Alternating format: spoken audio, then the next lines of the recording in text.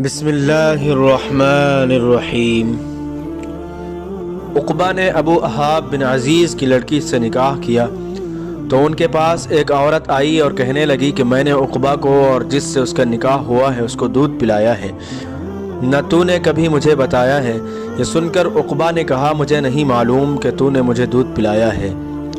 تب سوار ہو کر رسول اللہ صلی اللہ علیہ وسلم کی خدمت میں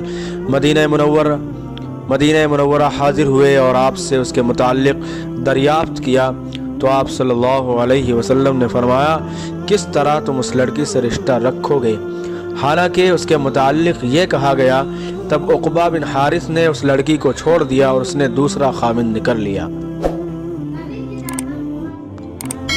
میں اور میرا ایک انصاری پڑوسی دونوں اطراف مدینہ کے ایک گاؤں بنی امیہ بن زید میں رہتے تھے جو مدینہ کے پورب کی طرف بلند گاؤں میں سے ہے۔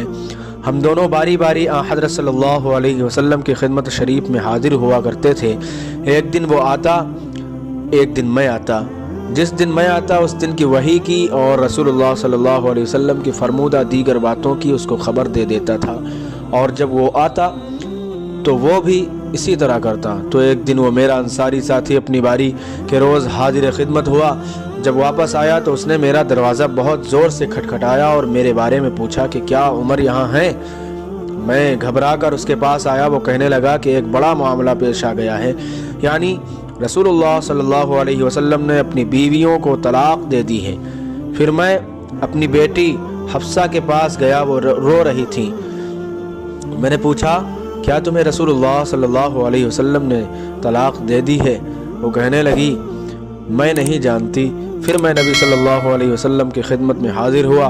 میں نے کھڑے کھڑے کہا کہ کیا آپ صلی اللہ علیہ وسلم نے اپنی بیویوں کو طلاق دے دی ہے؟